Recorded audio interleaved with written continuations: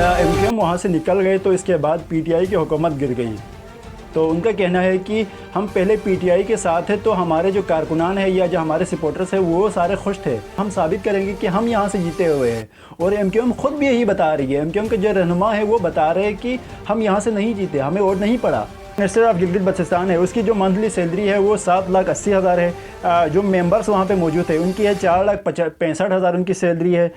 Speaker की salary 6,80,000 है। Deputy speaker की 6,50,000 है। पार्लियामेंट्री सेक्रेटरीज जो है उनकी 5,70,000 जो है उनकी सैलरी है।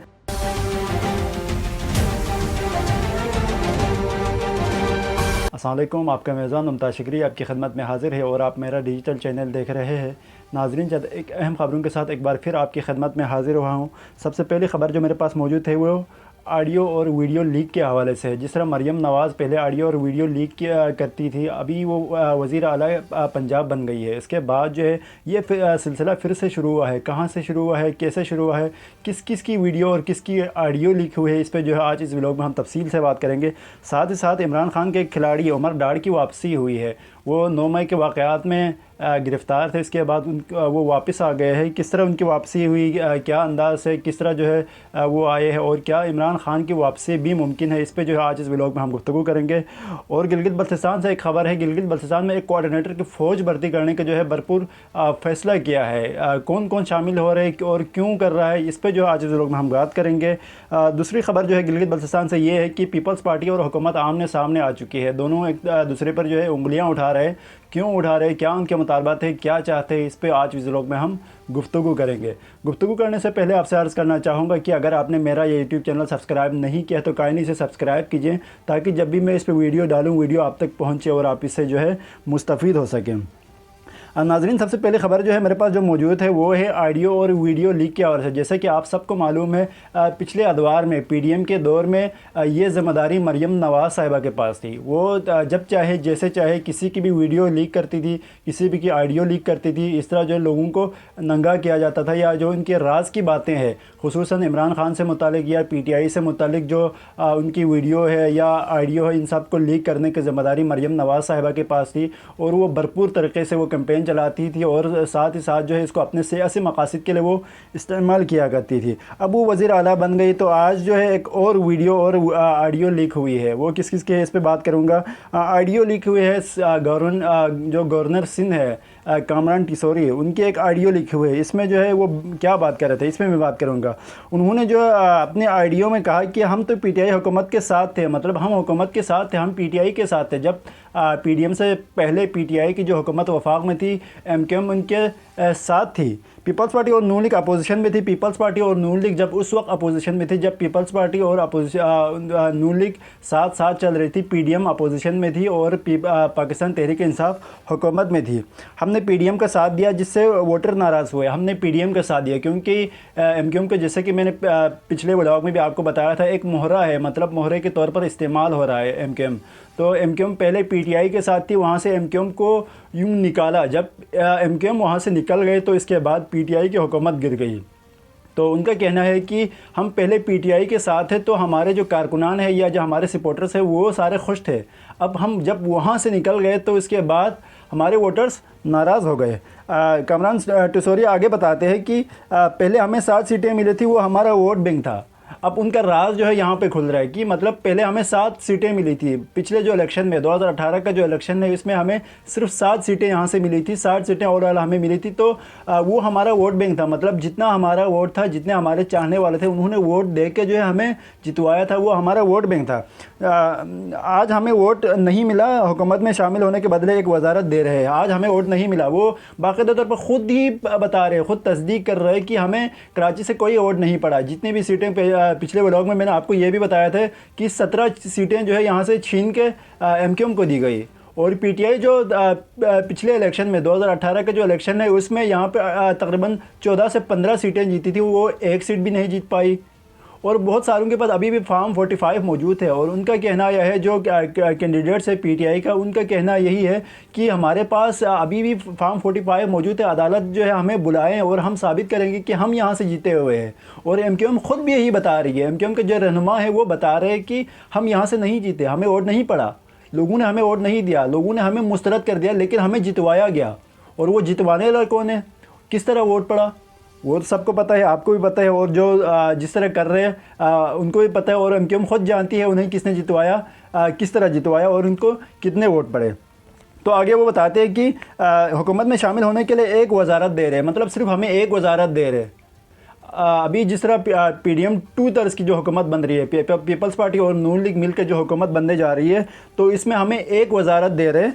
वो गवर्नर सर भी सिंध भी अपना ला रहे हैं, मतलब मुझे हटा कर जो है सिंध का जो गवर्नर है वो अपना लाना चाह रहे हैं, क्योंकि नून लीग ने बाकायदा ऐलान किया था कि हम जो है अपना गवर्नर लाएंगे सिंध में। तो उनका कहना है कि मुझे हटाकर यहाँ पे वो अपना गवर्नर लाना चाह रहे हैं।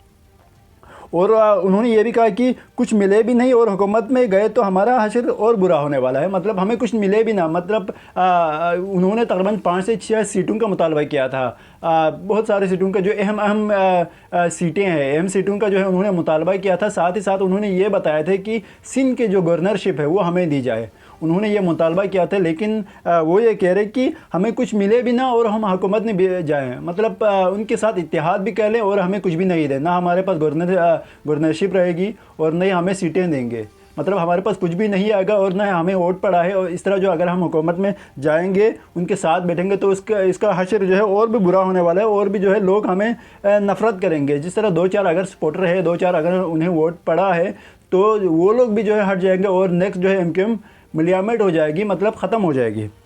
तो उनकी जो ये वीडियो है, ये आज आइडियो है, सॉरी, वो आइडियो लिखी हुई। इसके साथ साथ जो है एक और वीडियो भी आई है। वीडियो में मैं जिक्र करना चाहूँगा कि ये वीडियो जो है वो भी एमक्यूएम से मुतालिक है। एमक्यूएम से मुतालिक ये वीडियो है और ये है मुस्तफ़ा कमाल साहब की है। वो एक मीटिंग में बैठे हैं वीडियो में, जैसे कि आप देख सकते हैं, एक मीटिंग में वो सारे मौजूद हैं। इसके बाद जो है मुस्तफ़ा कमाल साहब वहाँ पे बताते हैं, उनका कहना था कि जिस तरह नून लीग और पीपल्स पार्टी के इत्तेहाद है, जिस तरह हुकूमत में जा रहे या दोनों मिलकर जो है हुकूमत बनाने जा रहे हैं, इस पर जो है उन्होंने ब्रीफिंग देते हुए उन्होंने कहा कि नून लीग ने बताया कि पीपी ने उनसे कहा है, मतलब नून लीग ने बताया, नून लीग ने एमक्यूएम को ये बताया कि पीपी ने उनसे कहा है, पीपी ने उनको ये कहा है कि एमक्यूएम का मैंडेट 100% जाली है। एमक्यूएम का जो मैंडेट है वो अभी जिस तरह यहाँ से सीटें जीत के गए, या जिस तरह कराची से तकरीबन कराची और सिंध से 17 सीटें उन्होंने ली है, और अगर इसकी बात करूँ सिंध असम्बली की, तो यहाँ से 27 सीटें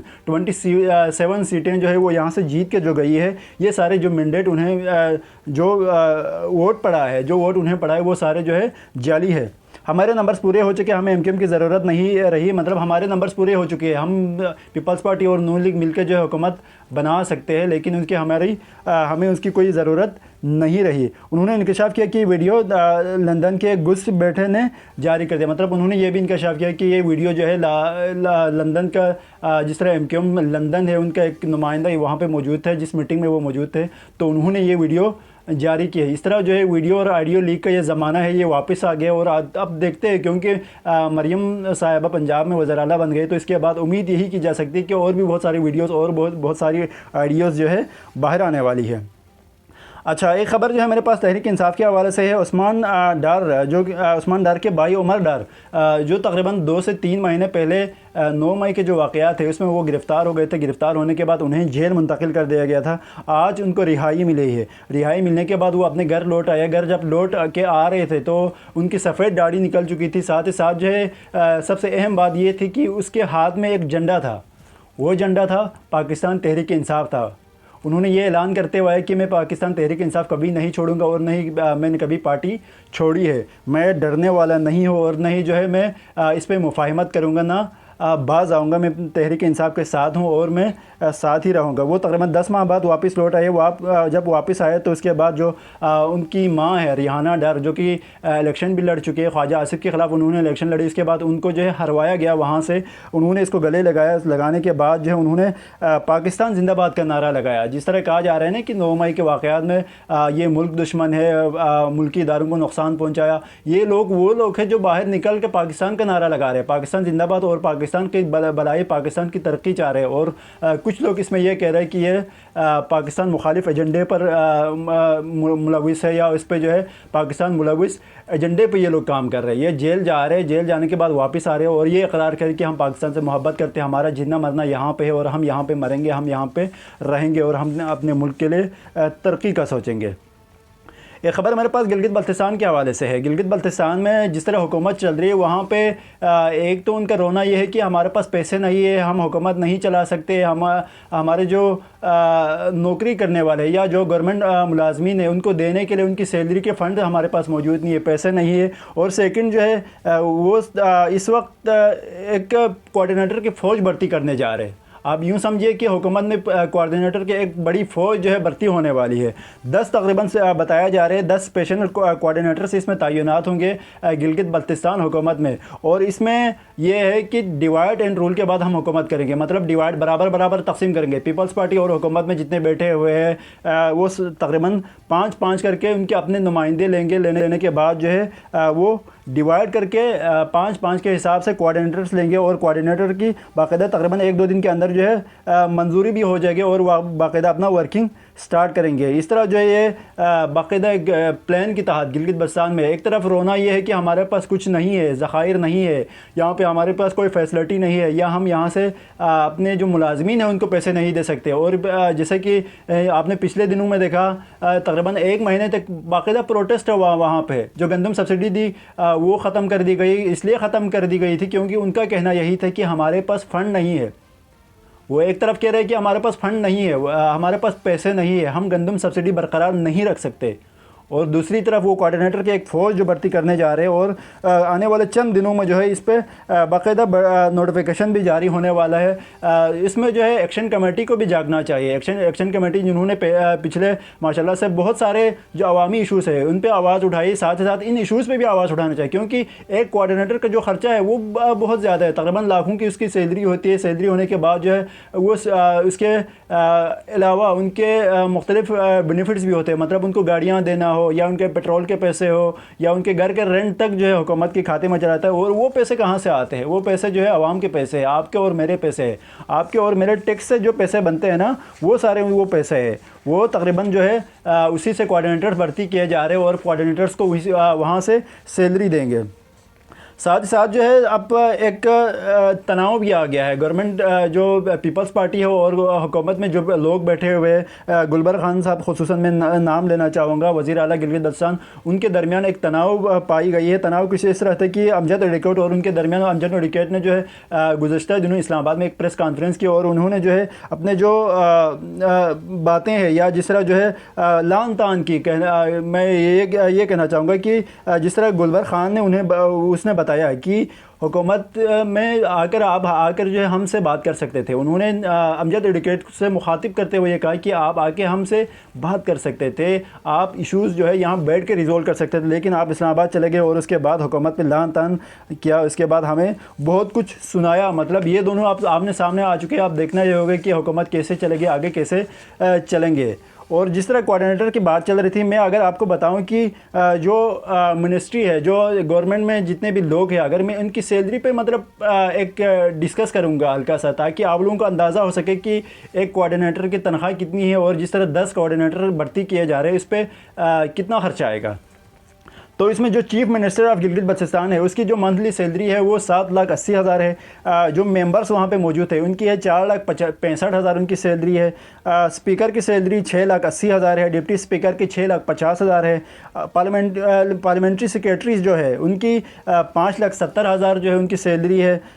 स्टैंडिंग कमेटी चेयरमैन की जो सैलरी है वो है 5,65,000 है। साथ ही साथ जो है जो अपोजिशन लीडर है उसकी जो सैलरी है वो है 6 लाख रुपए। मतलब इतना खर्चा है, जो मिनिस्टर्स वहाँ पे मौजूद है इतना खर्चा जो आपके और मेरे पैसे से, आपके और मेरे टैक्सेस के जो पैसे हैं उससे उन्हें सैलरी दी जा रही है। इसके अलावा कोऑर्डिनेटर्स भर्ती किए जा रहे हैं। किस लिए भर्ती किए जा रहे हैं? आप लोग काम करके दिखाएं। और कोऑर्डिनेटर्स का क्या काम है बताएं मुझे, कोई बताएं कि कोऑर्डिनेटर्स का क्या काम है, आप क्यों भर्ती करना चाह रहे हैं?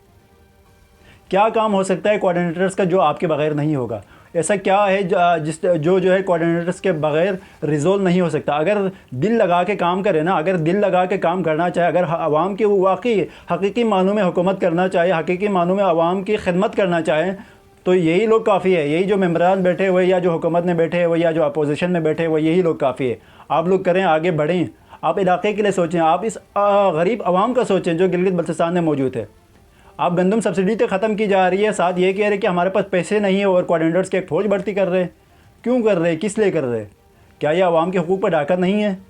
क्या ये आवाम के हुकूक छीनने के मुतरादिफ नहीं है? तो इस पर सोचना चाहिए, गवर्नमेंट ऑफ गिलगित बल्तिस्तान को सोचना चाहिए, और साथ साथ एक्शन कमेटी को, और ख़ुसूसन हर बाशऊर शख्सियत से जो है मैं मुखातिब हूँ, और उनको यही कहना चाहूँगा कि आप आवाज़ उठाएँ, गवर्नमेंट ऑफ गिलगित बल्तिस्तान के ख़िलाफ़ आवाज़ उठाएँ, उन्हें भरपूर शेम करें, उन तक ये आवाज़ पहुंचाएं कि आप जो है हमारे टैक्सेस के पैसे पे जो है आप गवर्नमेंट में बैठे हुए, आप जो है हमारे पैसों पे चल रहे पल रहे। तो हर किसी की ज़िम्मेदारी ये बनती है कि आप आवाज़ उठाएं, और जिस तरह जो कोऑर्डिनेटर की फ़ौज भर्ती करने जा रहे हैं, इस पे जो है उनको मनसूख कर दिया जाए।